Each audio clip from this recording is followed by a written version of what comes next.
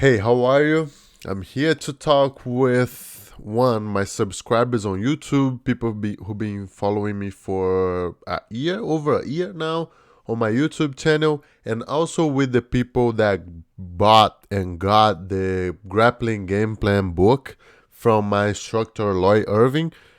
The first thing I want to say here today is that if you got the book, the free book, and didn't read it yet, it's time for you to start. It's 2021 and it's time for you to plant the right seeds on your game. So if you didn't read the book yet, just do it right now. Do yourself a favor and start the book. And if you are on my YouTube channel and didn't get the free book, the grappling game plan book, if you didn't do it yet, go on my link below on YouTube and get the free book from Master Lloyd. That thing is going to change your life. It's going to change your jiu-jitsu game and you're going to love it. So you're going to thank me later, but do that for you right now. And today I'm here to say some stuff that, to be honest, to be 100% honest, is that stuff that I'm going to say here today is kind of hard for me to say, but I have to be the one that's going to come here and say that to you because most instructors don't have the balls to sit down, look at you in your face, in your eyes, and tell you those lies that people been saying on jiu-jitsu for decades, right? So I'm going to be the one that's going to come here and tell you that. And the reason you're supposed to believe on what I'm saying is that I have nothing to lose here and I have nothing to prove. So at any moment on this video, if you think I'm trying to say something to prove you something, you're wrong. I'm not trying to prove you anything. What I'm saying here is that all facts. I'm going to share with you a lot of facts that I've been looking and seeing with my own eyes for the last 12 years that I've been training jiu-jitsu. So I'm not trying to prove you anything. I'm just trying to tell you facts, and I'm not guessing over here. Everything that I say, I'm going to give you proofs. I'm going to give you numbers. I'm going to give you every single explanation that you need. And if you still don't understand something, if you still wonder about something, you can at any moment text me on my Instagram. My Instagram is AlyBJJ, ALYBJJ. You can text me there and then we can have this conversation, and maybe if I'm wrong on something, you can prove me wrong or we can have this conversation, right? So the first thing I want to say is to talk about jiu-jitsu, right? It's very interesting because, man, the reason I'm here in the United States today and a lot of you are training jiu-jitsu, a lot of your instructors, the reason that a lot of your instructors started training jiu-jitsu was because of something that happened in 1993, to be more exact, in November 12th, 1993. It was the first UFC. I don't know if I wasn't born in 1993. I was born in 1994. But before I was born, something happened on UFC that changed the whole world and changed my whole life, even though I wasn't born yet. So my instructor Lloyd Irving started training jiu-jitsu in I don't remember when. I don't know when exactly, but he started because he watched Royce Gracie, a little guy, a little dude, winning UFCs, right? So a small guy, a small person, a small human being was able to control and dominate a lot of big guys, a lot of big fighters, right? And also win the fights with something called jiu-jitsu. And then eventually a lot of people will call it Brazilian jiu-jitsu. Nowadays, a lot of people are saying American jiu-jitsu, and that doesn't matter, to be honest. It doesn't matter if you think jiu-jitsu is American or Japanese or Brazilian. You can do your research and look and understand where jiu-jitsu came from. I can tell you that in Brazil, nobody's gonna say I train Brazilian jiu-jitsu. In Brazil, we only say jiu-jitsu. We're gonna train jiu-jitsu, right? That's the way we say it. But it's funny because since 1993, what Gracie's tried to do, and they did, was to prove that jiu-jitsu is the most efficient martial art in the world. So that was the whole goal. The whole UFC goal was to prove that jiu-jitsu is just better than other martial arts, right? And it's funny because that's true. I believe that I've been training jiu-jitsu because of that. I came from a kickboxing background. I started training kickboxing and I wanted to do MMA. So I realized the first MMA sparring that I did, I realized that, okay, jiu-jitsu is legit. The guy got me in a triangle, so it wasn't fun. But that gave me the motivation and inspiration to start training jiu-jitsu. And then I did start training jiu-jitsu. So my first instructor was Eduardo Brigadeiro, a black belt under Ricardo de la Riva in Brazil. That was a guy that started in judo. So he was a judo black belt. And to be honest, I never trained judo with him. And it was funny because he kept saying, man, you have to, learn takedowns. And then I was like, nah, man, I'm just trying to be like Royce Gracie. I'm not trying to be strong. I'm not trying to be explosive. I'm not trying to do a lot of those things that judo people do. I'm just trying to tap people out. So he never forced me to do anything. I was just a kid. I was 15 years old. And he kept saying a lot of stuff that I kept in my heart and in my mind throughout my whole career. So one thing that I learned when I was just a white belt was that Jiu-Jitsu is the only martial art that allows you to be comfortable fighting off your back. So that means if you are on your back, you can play guard and also survive and actually win a street fight or actual fight, a MMA fight, a Jiu-Jitsu match. You can win off your back. And that's not real for other martial arts. So if you train Judo, you conceptually don't know anything from your back. If you do wrestling or Muay Thai or kickboxing or any martial art, if you make them play guard, they're gonna be lost. But a judo person can actually play on top in a jiu-jitsu match. You can get a judo person; they can be strong enough to hold you there and survive, right? A wrestler can be on top and they can survive. They can do good stuff on top. But only jiu-jitsu people can be comfortable off their back. So if you're playing guard, you're only gonna be able to play guard if you're a jiu-jitsu person. And that made me very proud. So when I was 15 years old, I had that in mind. So I was like, man, I want to be able to play guard because only jiu-jitsu people can play guard. And that was the seed that I needed to, be on my back. So I would be on my back and try to learn stuff, try to stretch. I would stretch every day to get flexible, blah, blah, blah. But I knew that only jiu-jitsu people could do that. And that was the first real thing that I learned and made me love jiu-jitsu. That made me fall in love with jiu-jitsu and with the art because, man, that we're learning here, that we're doing here is unique. No other martial arts is going to allow you to do that. If you're trying to learn how to punch, you can do so many martial arts and learn how to punch the same way. But only jiu-jitsu will teach you how to play guard and stuff, And that, to me, was very intense, very deep. So I was like, man, I'll learn that thing. I'll be good at it. So up until a purple belt, man, all I did in all my matches was to pull guard. Man, regardless if I was fighting a bigger person, a smaller person, a heavier person, I would just pull guard. And the funny thing is that my first world championship, the first time I won worlds, I pulled guard on my seventh. I think I had 6 matches, so I pulled guard every single match. And it's funny because big people don't usually do that, and I was doing it. All I could do forever was to pull guard. And nothing wrong with just pulling guard, and that's great actually. If you're very technical, if you know how to play, how to do stuff, it's good for you to be comfortable off your back. But then, man, I was a purple belt, right?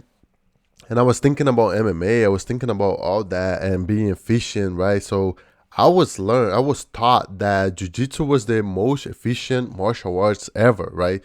So I always had that confidence in my heart. And that's when I come here and tell you that people being lying to you, your instructors being lying to you because they are trying to tell you something that is not 100% true.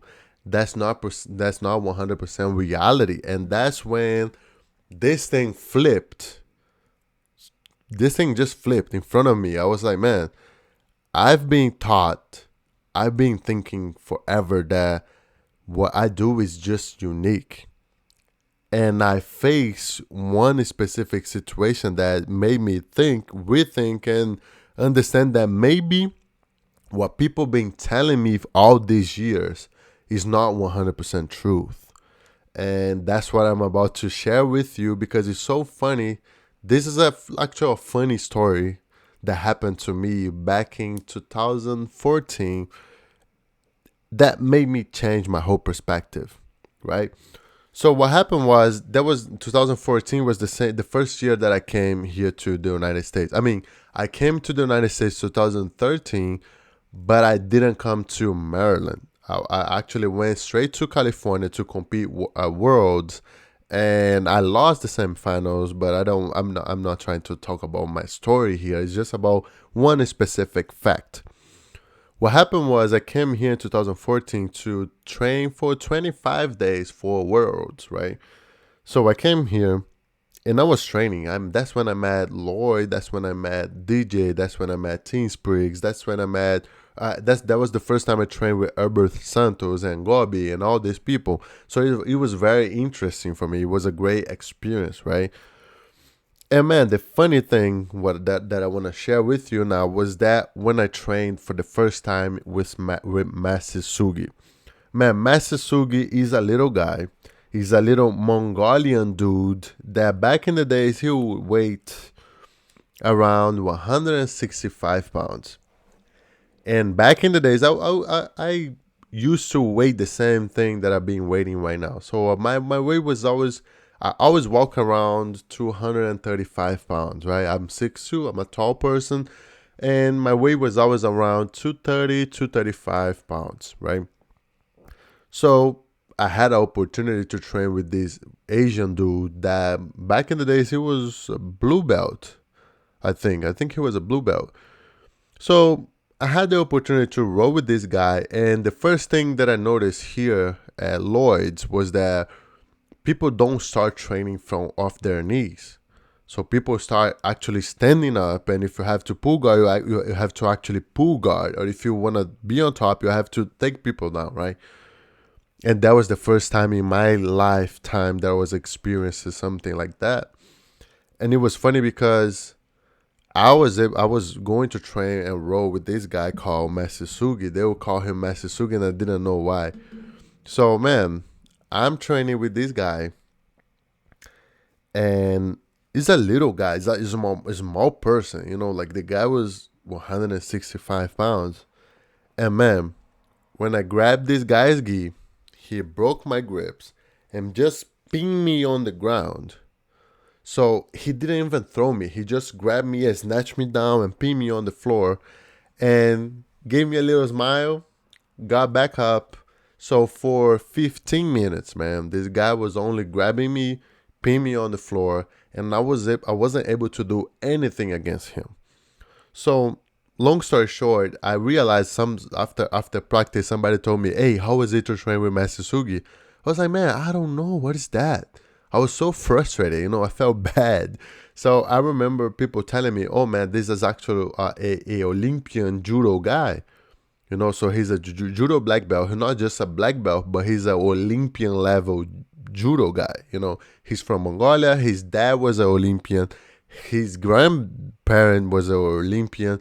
You know, he's an Olympian. He actually won a world championships in judo, and he now is here, you know, in America and doing jiu-jitsu and learning jiu-jitsu. And it was so crazy, man, because the lie that I'm telling you here was that, man, if I get in a fight with this dude, either it's a street fight or a jiu-jitsu fight or a jiu-jitsu match, he's gonna beat me up. Just like that. You know, like, because of course I was able to, you know, when he threw me, I was able to pull guard and do something. After I knew about him a little bit, I would always, pull guard for a couple months, for a couple days. I would just pull guard and play my game. But I found very, very, very hard, man, for me to do anything with this guy. And he was already 30 something years old. I was 19. So I'm thinking in my mind, man, people been telling me that jiu-jitsu is the most efficient martial arts ever. And I can grab this guy that is very like smaller than me, 30, 40, whatever pounds smaller and lighter than me, and I can't do anything against this guy. How is that possible? So that's when I realized, man, maybe jiu-jitsu is not the most efficient martial arts ever. Maybe that's not the reality. And of course, I was able to get a lot of private lessons with Master Sugi. Afterwards, I went back home to Brazil. And then I came back here for a couple months to be training with him and learning from him. And it was so crazy, man, because little stuff that he taught me back in the days, when I got back to jiu-jitsu next year. So in 2014, I won Worlds as a purple belt, right? So 2014, I won Worlds pulling guard every single match. So in 2015, I trained here for a couple months. I went to Brazil and stayed there for a couple months. I came here. That was my transition from Brazil to live in the United States.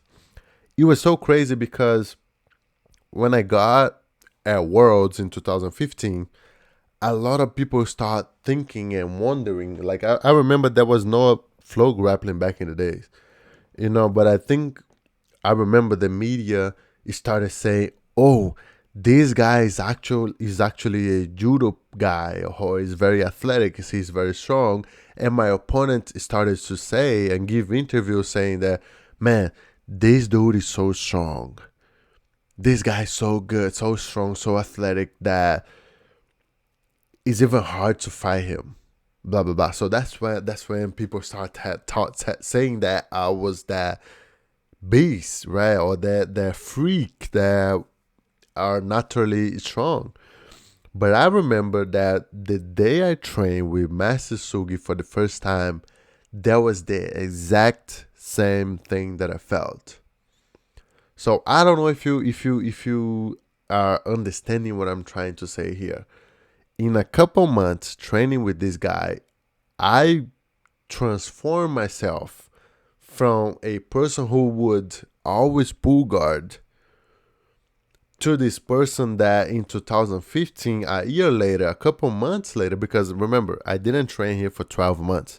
I trained here for 1 month, and then I went back to Brazil, came back for 2 months, and then I did another month camp in here to compete at Worlds. But we're only, let's say, 4 months training with this Mongolian guy that was very light, very little guy.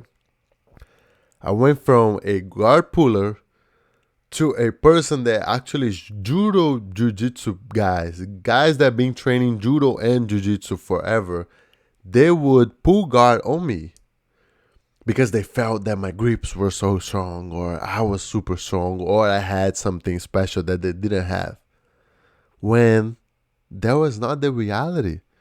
The reality was that just by learning some techniques and the system that I'm learned from the Mongolians, from the Olympian Mongolian guys, I was able to take a lot of people down. And I was able to, when I didn't take them down, I would just get my grips, get my system to work, and they would think that, man, this guy's so strong. This guy's so powerful. This guy's so athletic. I better pull guard because I'm going to get tired over here. Because I wasn't even taking nobody down. I was just making my grips, adjusting myself, and they would just pull guard because they felt very, very, very uncomfortable. And looking back and thinking, I realized that jiu-jitsu is the most efficient martial arts around the world, right? So I believe that 100%. That's why I've been training jiu-jitsu for 12 years, and that's why I love jiu-jitsu. Every single day that I go to the gym, I love it more. I love jiu-jitsu more. I want to get better. I want to learn new techniques. I want to learn the new stuff and everything. But if you train, and that's 99% of the people, of the jiu-jitsu people, if you train in a school or in a gym, in an academy, in that, you start your roles off your knee, meaning that if you don't grip fight in your academy with your teammates, you are not learning jiu-jitsu 100%. You are learning maybe 50% of jiu-jitsu. Or I would say even more. Let's say 80% of jiu-jitsu. But what happens if, one, you decide to fight a tournament? What if you decide to register in a BJJF tournament to compete? You're going to be lost. You're going to be so afraid and so nervous, so freak out because you don't know how to grip fight. Even if you're a guard puller, you're not going to know what to do. You're not going to feel comfortable about doing anything because you are used to shake hands off your knee, from your knees, and pull guard or be pushing each other for a minute until somebody decides to pull guard. And if you play on top, man, if you like to play on top, oh my God, that's when it gets even harder for everybody. And that's 99% of the people. And that was me until purple belt. I didn't know what to do. I would maybe on the week of the tournament drill how to pull guard with some of my teammates. So I understand that the lie that people keep telling you is that, man, if you do jiu-jitsu, if you train jiu-jitsu the way it is now, the way most people do, you're fine. You should be fine. You're going to be safe. And that's not reality. So one, if you decide to fight a tournament, you're going to be lost. You're not going to know what to do. That's a fact. And two, if you ever find yourself in a street fight situation or in a situation where somebody's trying to grab you or disrespect you in front of your girlfriend or your wife or your kids or whatever, you most likely won't know how to react. And looking back, thinking back in 1993, what the Gracies tried to prove to the world was that the power of the clinch, the power of jiu-jitsu, of course, how to play guard as well. But I don't think you're going to see a Gracie in a street fight pulling guard. They're going to keep the distance. They're going to block the punches or whatever people try to throw at them. They're going to close the distance and clinch. And after that moment, the fight is over. So you have to actually understand how to clinch, how to get there, how to keep the distance first, and then how to close the distance and how to get where you want to get. And I see everywhere. That's not just America. That's Brazil. That's everywhere. The way people train and learn jiu-jitsu nowadays is not effective for either tournaments and street fights, self-defense situations. That's not effective. And it's funny because people keep telling us, like, man, jiu-jitsu is the most efficient, blah, blah, blah, blah, blah, blah, blah. But people don't learn how to defend themselves anymore. And that's kind of bad because I had to be a purple belt, very confident about to win a world championship as a purple belt. Man, I won worlds 10 days after my first time I practiced with Master Sugi. I won the tournament, but I knew if I had to fight that specific guy or somebody that did what he did, somebody who knew what to do what he did, man, I would be screwed. So I just started to thinking, man, what should I do? And then, of course, I started training with him. He showed me the system. I was able to learn very fast, like the system was actually not hard to learn, but I had to practice. I had to put in practice. And then Master Sugi had to leave. You know, he got kids and everything, so he had to leave. He started teaching in a gym that was like an hour from my gym, so I lost Master Sugi. And a couple of years later, Master Sugi actually called my instructor and say, "Man, there's another guy from Mongolia that's here, and he's a little bigger, and he wants to, teach a little bit to make a little money." So, man, this guy, he was Olympian silver medalist in 2012 Olympics. Man, I was able to train with this guy for 3 months. And long story short, man, every single tournament that I go in Jiu Jitsu, everywhere, man, I would say 90% of the people I'm going to pull guard on me. Just like that. Training with this guy, I would say if I put everything together, maximum 5, 6 months. Training with these guys, what I was able to learn from them was so amazing, man, that it's just crazy how people think I'm strong. Oh my God, this guy's so strong. Oh my God, this guy's so fast. This guy's so athletic. And that's not the reality. Of course, I've been training for 12 years. Of course, I'm stronger than most people. Of course, I'm a big person, and I train, I work super hard, I eat well. But man, I wouldn't attribute my success in takedowns and grip fighting and stuff just on my natural abilities. That's not the reality. The reality is that I was man happy enough I had to have the opportunity to learn from these Mongolian guys, and man, what they showed me was just crazy. And it was funny, man, because a couple of years after that, I was at the gym. I think it was Saturday, man, and this guy showed up. He was a 45-year-old lawyer that wanted to do private lessons. He lived in London, so he wanted to have a private lesson. He was here in DC with his family. So I gave him a private lesson. But before the class, we had a conversation, and this guy, I asked him, "Hey man, what you want to learn? What you want to learn from me?" That's the first thing you ask somebody before you teach somebody private lessons. I think you should ask them what they want to learn from you, right? So this guy told me something very funny. He said, "Man, I like to play on top. If you ask me what is my strength, I would say my top game, my knee cut is super strong. I like some chokes from there. I like to pass. I like to underhook. I love to be on top, man. But the funny thing is that I always pull guard." And then I asked him, "Why do you pull guard if you like to play on top?" He was like, "Man, because I'm 45 years old. I cannot get hurt. I cannot get myself hurt because I'm a lawyer. I have my family. I have to provide. I have to work. And if I get hurt, man, I'll have to stop training jiu-jitsu."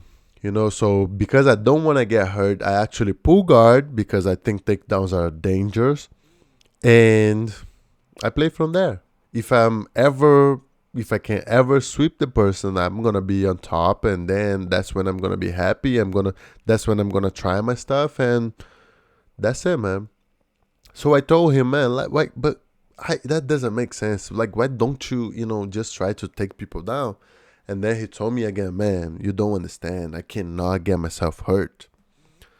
So for the first time in my life, I had the idea to teach somebody my system. So in 35 minutes of course, we train for 35 minutes, only techniques, and then we roll, right?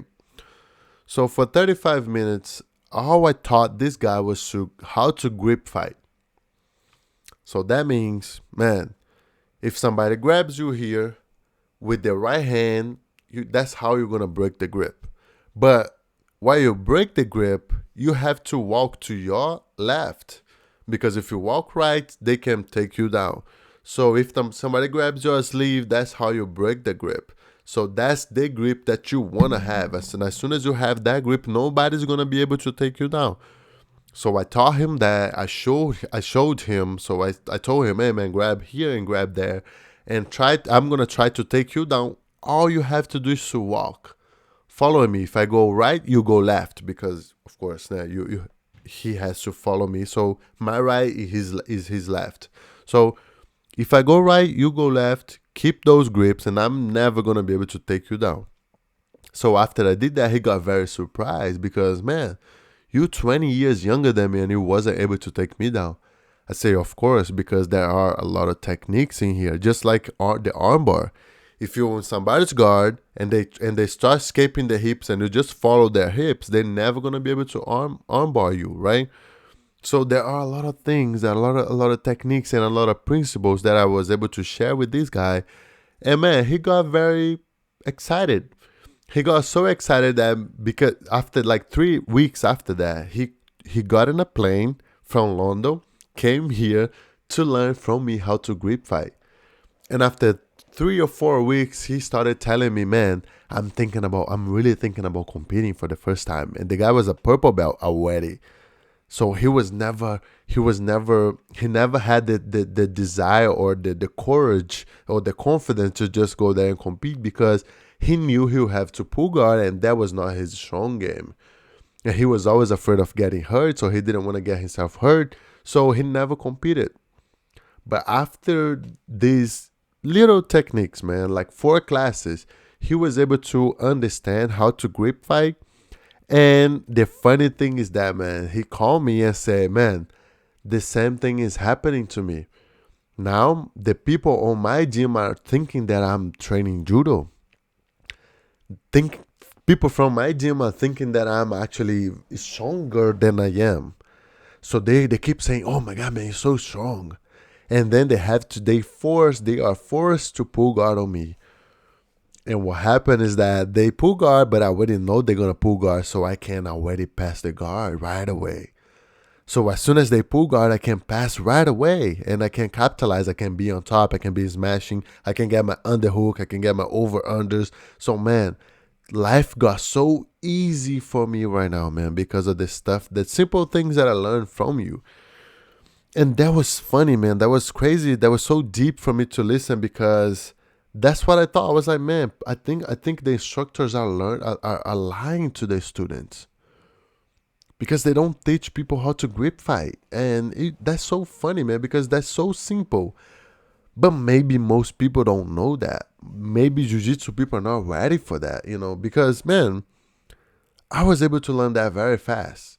But maybe because I'm an athlete, I don't know, maybe I really learned some stuff faster than other people. But when a 45 years old person was able to learn that in 4 classes, man, I was like, man, I really have to do something. I really have to do something to step up my game or even help other people. Because now everybody's pulling guard on me. Like when I fought ADCC and Bochecha pulled guard on me, man, I was like, man, what happened? And Bochecha gave an interview after saying, man, this guy, I felt him very strong. His grip fights, whatever he's doing, I felt very strong. So I decided to pull guard. Of course, I lost that match. I'm not saying that I beat Bochecha. I didn't. But it was funny to listen that from this guy that is maybe the most explosive guy in jiu-jitsu, So I was able to understand that, man, maybe jiu-jitsu people are not ready for that yet. Maybe jiu-jitsu people don't know that. They don't know how to take down. They don't know how to grip fight. They don't know how to do stuff that they don't even have to understand takedowns. All you have to do a lot of times is to know how to grip fight, and people are going to be afraid of you and they're going to pull guard on you. And that was so mind-blowing for me to realize, right? So I decided, I got a friend that is a friend of me that lives in DC, a Brazilian guy. I was like, man, let's get together this weekend. Let's just record some stuff. And that was, I would say, a couple months ago. And it was so funny, man, because we recorded a course. I created a course in Portuguese, right? For jiu-jitsu in Brazil, for people in Brazil. And man, it's funny, I even put it down here on my paper. Like, man, I made this little course. And I charge a lot for Brazilians. I don't know if you understand that, but dollars and other other places that have different kind of money. So, man, excuse me, I made this thing expensive in Brazil. And because I understood the value and everything, right? So, man, I release, and the feedback that I got from people was so crazy that one person start talking about that for other people, and my students start, taking people down. Excuse me, on the tournaments. And man, it was so crazy. It was so crazy because now I have 2,872 students from my takedown course in Brazil. It's not a takedown. It's like a more like a, I call here takedowns made easy for BJJ.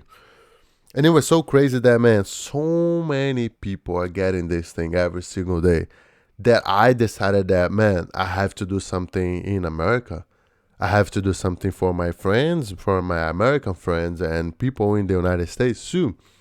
So I talked to my instructor, and he was like, man, if you do that, make sure you show that to my students first. So everybody who got the grappling game plan book, I want them to have the access first. And let's make a nice deal for them or whatever, and let's start this thing. And I was like, okay, all right. I went there. I got my friend Bill. I even want to thank Bill. We recorded this whole thing in, I would say, 3 hours, 3 or 4 hours. It wasn't a lot of recording, but man, this thing is so sweet. I'm actually gonna show you something here. I'm gonna show you a little bit of how the takedowns work and how the course works. And today I'm gonna give you the opportunity to be part of it. Today I'm gonna give you the opportunity to be one of the first people that are gonna be able to get it, because because you own the grappling game plan book, or because of you being following me, subscribing on my YouTube channel forever. I'm gonna give you a nice opportunity to be part of it, to be one of the first people that are gonna be part of it, of the takedowns made easy for BJJ, right? So I'm gonna show you here a little bit of the course and stuff that you're gonna learn there, and of course I'm gonna give you the link and everything that you can have the access. But I first wanna show you how this thing works. So here, basically, I'm gonna teach you and show you how to. Of course, before you're gonna learn how to take people down, you're gonna learn that before. You're gonna learn how to grip fight. The first thing, man, how to break fall, so you don't hurt your lungs and your ribs or anything. You're gonna learn how to break fall. You're gonna learn uchikomis. You're gonna learn how to break the grips, how to grip fight. You have to understand and learn what is safe. You have to learn the do's and don'ts before you learn how to take people down. It's not just easy, just get there, grab here, grab there, and take people down. No, it's not like that. People are gonna react, they're gonna walk, they're gonna do stuff, so you have to be ready for that. But after you learn everything, I'm gonna show you what you're gonna learn. But I'm gonna show you here some of the takedowns I'm gonna teach you on the thing. So that's the harai goshi. You have to learn how to control, you have to learn how to do. And then the seoinagi. Of course, the seoinagi, you have to be shorter than the person. If you're taller, it's gonna be a little harder for you, unless you do the one that I just did, the drop seoinagi.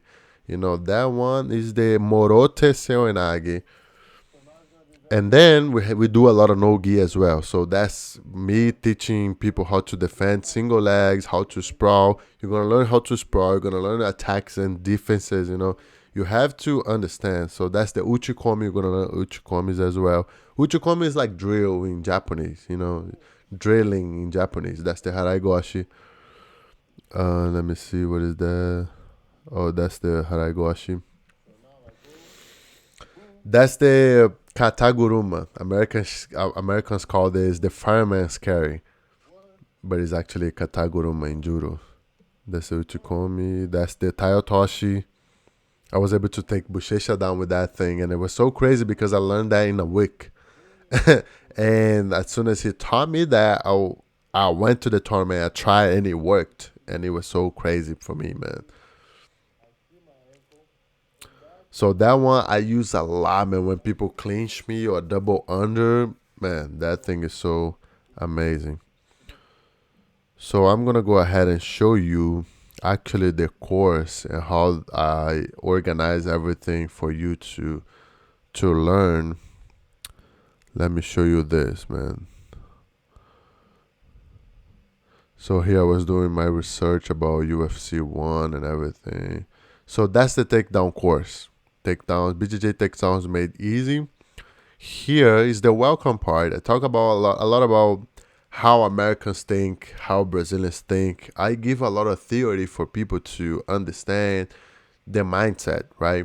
So I believe that techniques are great. You know, if you understood, if you read the grappling game plan already, you're gonna understand that techniques are great, but you need a nice mentality behind it. If you have a nice mindset behind whatever you have, man, it's gonna be amazing for you. So here I talk a lot about mindset and how Americans think, how Brazilians think. And here I talk about base. Here I teach you about base, about the triangle concept. Let me see if here. The triangle concept, how to break somebody's balance, how to get people off balance and stuff. Of course, I'm not gonna show you the whole thing here, but the second part you're gonna learn how to break fall.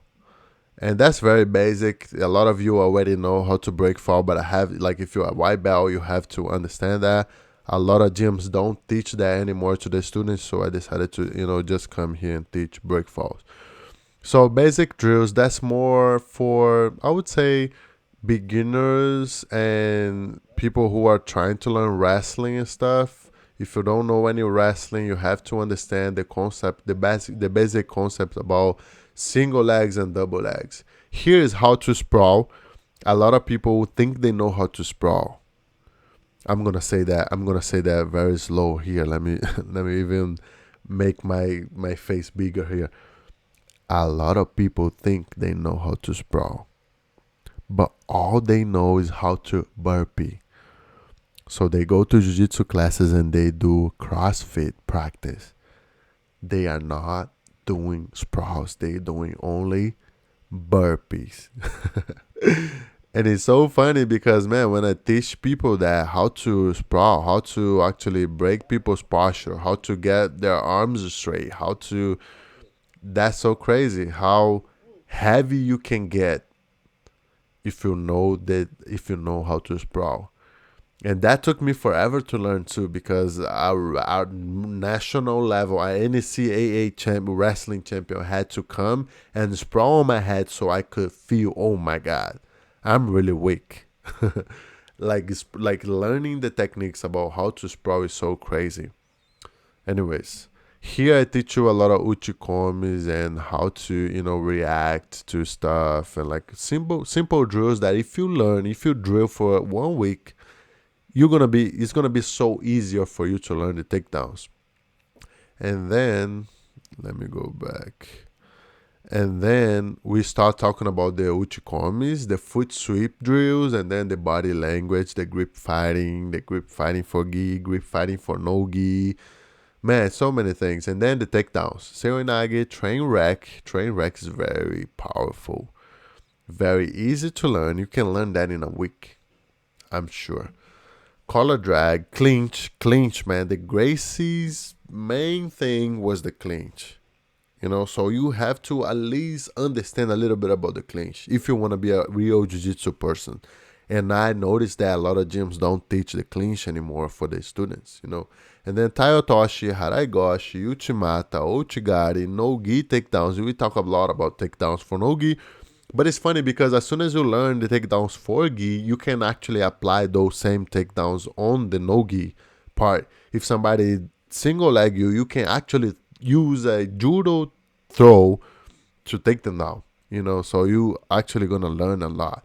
So no-gi defenses, and thank you. So, man, I'm telling you that you are going to learn so many things on the jiu-jitsu part that is going to be so crazy for you. Oh my God, I think I didn't show you the scenes. Let me see. I don't think I showed you the whole thing. Let me go back.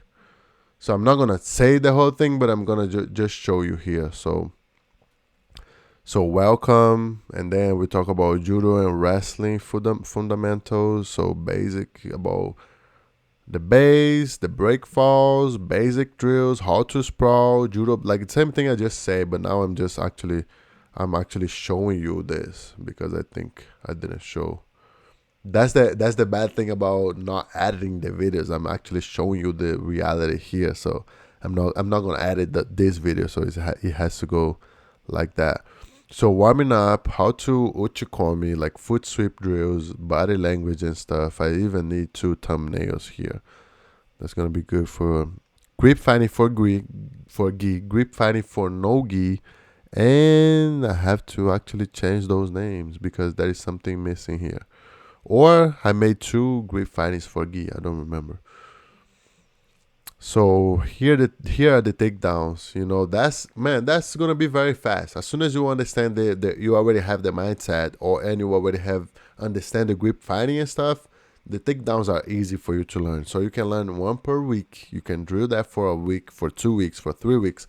Of course, I'm not gonna say that you are going to take a high level black belt training for 2 weeks. I'm not saying that, but I'm saying that on your division, in your academy, in your gym, you're gonna be able to take most people down very, very fast. And of course, the more you practice, the better you're gonna get. It's just like jiu-jitsu, but you have to plant the right seeds. So if you don't plant the right seeds, man, it's gonna be very hard for you to get actually anywhere. So man, if you want to be part of it, I'm telling you, it's January 2021. And I'm going to give you this opportunity to be part of it for 50% off. If you have the grappling game plan book, and or if you've been following me here on my YouTube, you're going to have the opportunity to be part of it, of the BJJ's takedowns made easy. You're going to have the opportunity, man, to be part of it. That's a huge thing. That's a big thing. And I have to say that you could just go ahead and learn from a wrestler. You can learn techniques, takedowns from wrestlers. You can. But my problem is that wrestlers, even me, even myself, when I'm training a lot of wrestling, I end up giving up my back more often than I would if I was just training jiu-jitsu. Wrestlers, because they really trying to get the single and double legs, they're not defending their backs. And of course, wrestlers, they have strong necks and strong traps and stuff like that, so they don't usually get themselves in guillotines. But jiu-jitsu people, when they actually learning takedowns, they're gonna get a lot of guillotines. And on my takedown course, on the BJJ takedowns made easy, I actually talk about guillotines a lot. Man, if you're really trying to do that in jiu-jitsu, you shouldn't do this. That wrestlers do a lot. In the other hand, if you're trying to learn from a judo person, man, judo people, they have this posture very tall. They have this very tall posture, so they can get single-legged, they can be double-legged. And it was even funny because a Olympian medalist went to fight a jiu-jitsu guy. And the jiu-jitsu guy actually took down the judo person, the judo Olympian medalist, because some stuff that we do in jiu-jitsu, people don't do in judo, people don't do in wrestling. And that's why it's so good for you to learn takedowns for, of course, I'm not trying to make you an Olympian or make you an All-American wrestler champion. That's not my goal here. If you want to actually be an Olympian, you should learn from judo people. But if you're really trying to win jiu-jitsu tournaments, or if you're really trying to be safe in your gym or on the street, or if you really want to learn self-defense and kind of stuff, you actually want to learn from a jiu-jitsu guy, because I know what is dangerous. I don't want to give up my back when I'm taking people down. I don't want to give up no possibility of being guillotined, So I actually learned the drills, the postures, the variations from jiu-jitsu. Jiu-jitsu posture is not like wrestling posture.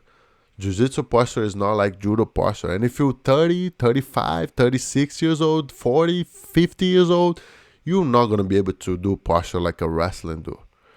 And they're going to look at you like you're an idiot. because you cannot be on that posture for 2 minutes. I cannot be on that posture for 3 minutes. But they've been doing that since they're 5 years old.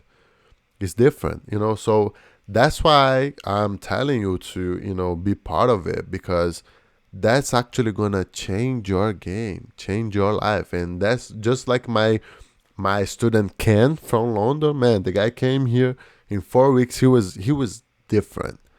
He changed his whole game, his whole perspective, right? And he was actually very happy. And I have to thank Cam, because he was the one who gave me the idea of, man, I think I can teach people that. I think people should learn that thing and feel better about it, And because I believe that thing so much, because I believe myself and I believe the system that I learned from the Mongolians, and now I'm teaching a lot of people. I have the proofs. I have people from people who actually learn from me. They are doing this in tournaments, because I'm so confident about that. I'm gonna let you be part of it. I'm gonna let you be part of it. And if you don't like, I'm gonna give you your money back. So I'm gonna give all your money back. You have 30 days to try. You're gonna get it. You're gonna try it. And if you don't learn takedowns in 30 days, or you even if you learn, if you just don't like, you don't have to try anything. If you just say, man, I don't think that's for me, you send me an email and I'm gonna give your money back. I'm not gonna ask you anything. Just, okay, if you didn't like, okay, here's your money back. Because I believe that thing so much. So the actual price for the thing, how much that thing is gonna cost, I believe you're probably wondering now how much that thing is gonna cost. The price for this thing, man, I'm gonna charge around the price that most people are gonna pay for a private lesson. So I would say $200, $195 is gonna be the price for the takedowns made easy for BJJ. That's gonna be the price. But today, since you are the Grappling Game Plan book's owner, since you own the book, you got the book from Master Lloyd, or you've been following and subscribing on my channel for a long time, you're going to have the opportunity to be part of it for $97. All I ask you is, after you finish this thing, if you really like, if that thing really helps you, I ask you to promise me, I'm going to shake your hand here right now, and if you decide to be part of it, you are going to do the thing, do your thing, get better, whatever. In a month or two, I'll ask you to just make a video and say how this thing helped you to get better. And I'm going to use your video to just show other people, and if they have a hard time to make that decision, I just want to show these people, man, this thing is really legit. And that's not just about me, it's about my students too. So look at here, look at there. So if you want to be part of it and get 50% off, I just ask you to be part of it. No worries, no pressure on you. But if you really like that thing, I ask you to record a little video for me.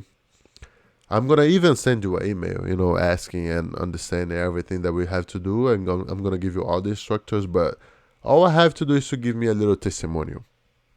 That's it. So I'm really grateful for you to be here with me for almost an hour now. So if you've been watching this thing for an hour, man, that means you really love Jiu-Jitsu and you really love my Brazilian accent. And it's even harder and challenging for me to be here speaking English. That's so crazy. But because of Jiu-Jitsu, because of what Royce Grace did in 1993, man, I'm here. I learned English. I was able to travel for over 30 countries, I've been around, man. And I'm been learning and teaching Jiu-Jitsu all over the world. So I'm so grateful. I'm so happy for Jiu-Jitsu. I'm so happy for the opportunity that we have to train, to be together here, So thank you very much. Thanks for being here with me.